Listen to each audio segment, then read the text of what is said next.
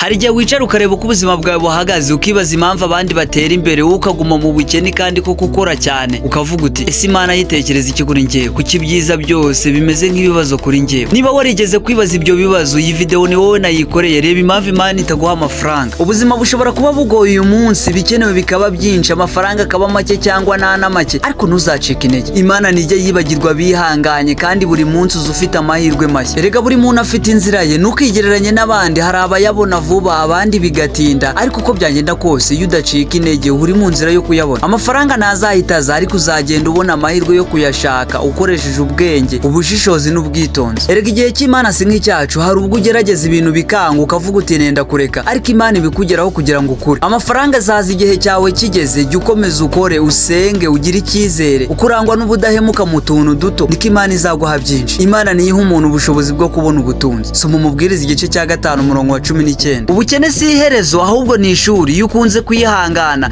bukugira umuntu ushoboye guhangana n'amafaranga uzabona. Erega Imana nitanga byose icyarimwe, itanga bike kugira ngo wige kubyitaho, hanyuma ikaguha byinshi. Wubaha ibyo ufite uyu munsi, niryo funguro ry'ubutunzi bwawe bw'ejo. Nubwo ubu wumva uri wenyine n'uri wenyine, Imana iri iruhande rwawe, mu nzozi zawe, mu ntekerezo zawe. Hari igihe abantu bose baguhunga, ariko Imana ntiyigera igenda. Ntuzapfukame imbere y'ikibazo, ahubwo hagarara uhangane, kuko aho niho ubutwari bwawe bugaragarira. Ubutwari si ukutagira ibibazo, ni ukugira imbaraga zo kubirenga. Erega Imana ntireba aho uri, ireba aho ushaka kugera n'umutima ubishyiramo. Ntugatinye gutangira nabi. Imana itunganya byinshi bucece. Gusenga, gukora, kwihangana no kwizera, iyo ibi bintu bino bihuje, ubuzima bwawe burahinduka. Imbaraga ziri mu kuba umuntu utarangwa no gucika intege. Nubwo ushobora kuba wicaye ukibaza aho amafaranga azava n'ukuntu ubuzima buzagenda, humura. Imana ntabwo yigeze isinzira, ntabwo yakuremye ngo ikwibagirwe, ahubwo hari ibyo iri kukwigisha, irimo kukunyuzamo kugira ngo amafaranga uzabone ejo uzamenye kuyakoresha, ntuzabe imbata yayo, ahubwo azagira icyo akumarira. Imana ifite uburyo bwinshi bwo kuduha amafaranga binyuze mu bwenge, mu mpano, mu bantu duhura nabo, ndetse no mu bibazo duhura nabyo. Yego n'ibibazo birimo umugisha. Bavandimwe, twese twanyuze mu bihe bikomeye. Hari igihe umuntu ahora yibaza ati ese Imana iracyambona? Ese koko amahirwe azagera no kuri njye? Yego Imana iracyakubona. Amahirwe yawe si y'abantu babona. Imana ifite amahirwe yakugeneye wowe ubwawe. Intambwe zose uko zaba zisa zerekana uko ugana imbere. Waba utangire ku gishoro cy'amafaranga 500 gusa, cyangwa urimo gutekereza uko ejo bizagenda, icy'ingenzi ni uko umutima wawe udatinya. Ushobora guhita umbaza uti sinize, uti nta muntu umfashe, uti nta bumenyi, ariko Imana iravuga iti ndi umuremyi w'ibidashoboka. Wowe tangira, ibindi uzabibonera mu rugendo. Wibuke ko ibihe atari byo bigena ahazaza hawe, ahubwo ni uko ubyitwaramo. Gutsindwa si iherezo, ni ikimenyetso cy'uko wigeze kugira icyo ugerageza. Kwirirwa uhangayitse nta cyiza bitanga, ariko gukora no gusenga bigira imbaraga nyinshi. Ese uracyafite umutima wo gukunda ibyo ukora? Ese uracyemera ko inzozi zawe zaba impamo? Ese uracyizeye ko ejo hazaza ari heza? Niba ibisubizo ari yego, Imana igiye kukwereka ibirenze ibyo wigeze gutekereza. Reka nkubwire, ubuzima bugize n'ibihe bitatu: ejo hashize, none n'ejo hazaza. Ejo hashize hashobora kuba harakubabaje, harakwanze, haragutengushye. None ubu ushobora kuba uri mu gihirahiro uhangayitse, ariko ejo hazaza haracyari amarembo afunguye, haracyari isoko y'amahirwe utarabona, haracyari amafaranga agutegereje. Yego amafaranga afite izina ryawe. Ntuzibagirwe ko Imana itinda ariko ntisiba. Niba uri mu nzira y'ubudahemuka, ukora, usenga, wigirira icyizere, noneho tegereza, amafaranga araje, umugisha uraje, umutekano mu mutima uraje. Reka nkubwire, sigarana aya magambo kandi ujye uyagendana. Ndi umuntu wihanganye, ndi umuntu udacika intege, ndi umuntu w'umunyamugisha. Imana irimo kunyubakira ejo hazaza. Aya magambo agusigare mu buzima bwawe. Isomo ry'ubuzima, amagambo agutera imbaraga. Rwanda Event TV.